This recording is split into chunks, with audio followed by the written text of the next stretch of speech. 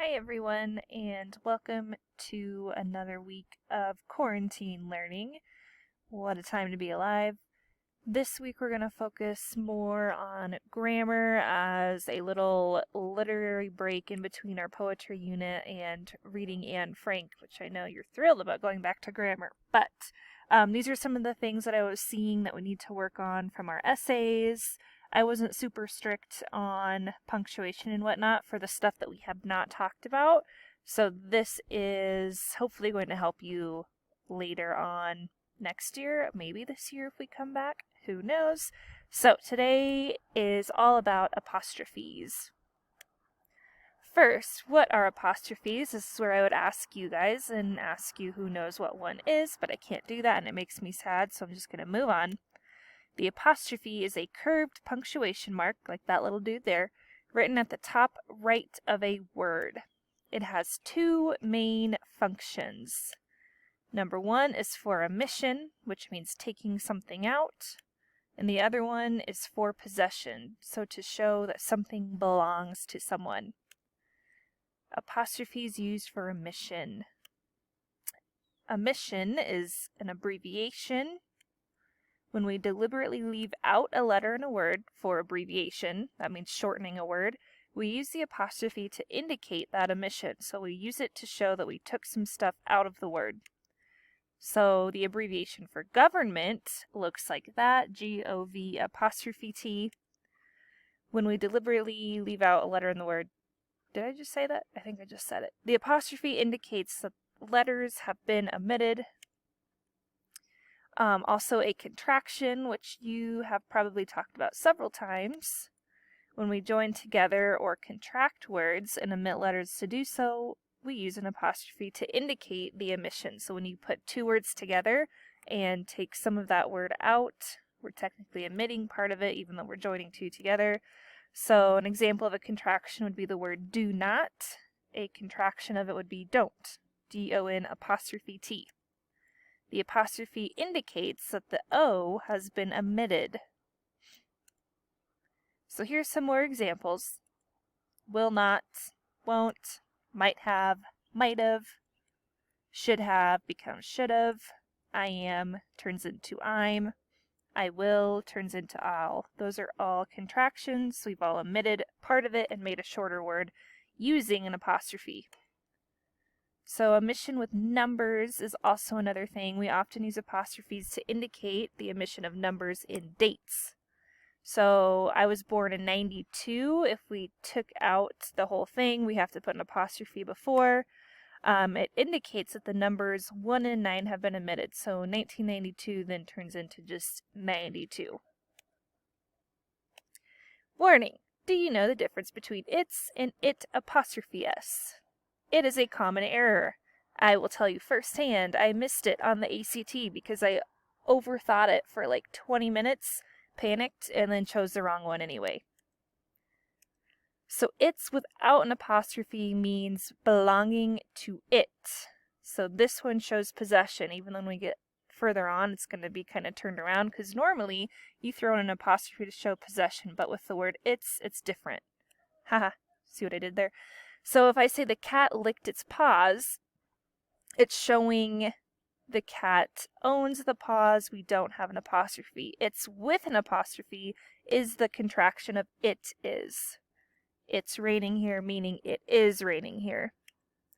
So how do I know if I should use it's without an apostrophe or it's with an apostrophe? Just ask yourself, could it be replaced with it is or it has? If the answer is yes, then use it's with an apostrophe. If the answer is no, then use it's without the apostrophe. For example, the dog chased its own tail. You couldn't say the dog chased its own tail. That makes no sense. So it's without the apostrophe is the correct version of it. Another one, I think that it's Tuesday today. This is one with the apostrophe, meaning you could say that it is Tuesday. Oh my gosh, I didn't even plan that. I'm recording this on a Tuesday. Sorry, squirrel. That is Tuesday. So the apostrophe is correct here. So here's where I would ask you if they're correct or incorrect, and we would see who all was right and who all was wrong, and you would all cheer and get excited if you were right, and you'd be sad if you were wrong, but still be happy because you're in the class. So let's just pretend that's what we're doing. Each script is judged on its own merit. It's been a really difficult day today. You will see it. It's the blue house. There is no way it's going to be ready. The flower lost all of its petals. The restaurant is famous for its pizza. The statue has lost its shine. It's going to be a great day. So look at those. Think in your brain which ones are correct and which ones are incorrect, or at least pick out a few because there's a lot on here. And I don't want to awkwardly pause too long and waste time because I only get 15 minutes to do a screencast. So incorrect. These ones are the ones that are incorrect. Each script is judged on its own merit. It's been a really difficult day today. There is no way it's going to be ready. The statue has lost its shine. So if you put in your brain that you knew those were incorrect, great job, gold star. And here are the ones that are correct. You will see it. It is the blue house. The flower lost all of its petals, meaning it owns the petals. The restaurant is famous for its pizza. It owns the pizza there. And it is going to be a great day. The second type of apostrophe is used for showing possession of something, so showing that you own something. Here's where it gets a little trickier because there's a lot of different rules that go with possession, like plural and singular and all that. So the second use of the apostrophe is to show possession, to indicate something belongs to someone or something. So singular is the first type, to show possession by a singular owner, so one person. Add an apostrophe and the letter S to the owner. Toby's bag. I'm just showing that Toby owns the bag. Toby is singular, so you add an apostrophe and an S to the name. Some more examples. The boy's backpack was on the floor. Which one is Patty's seat? I did not like yesterday's weather. And the dog's tail was brown. But wait, what if the singular word already ends with the letter S? Here's where it starts to get a little bit trickier. We treat these the same way as any singular noun and add an apostrophe and another S if it is singular. So if I'm talking about the bus owning the brakes, the bus's brakes, even though it ends with S, I still have to add another apostrophe S to it. What if it is a proper noun, like which ends with the letter S, like James or Kansas? Believe it or not, this is often debated in grammar circles. You could write James's apple or James' apple. The key is consistency. I am kind of indifferent. Now, plural possession. Some different rules to make it more exciting even more for you. So the plurals of most nouns already end with the letter S, as you know, or I hope you know.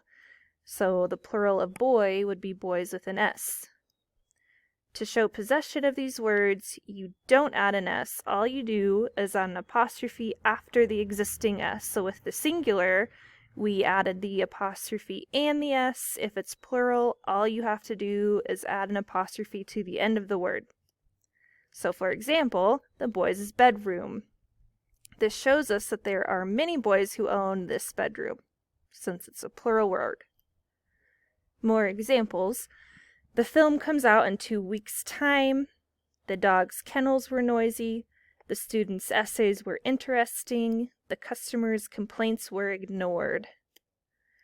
But wait, again, what about irregular plural nouns? So words that change when we're showing that they're plural, such as children, teeth, or men. We completely change those words.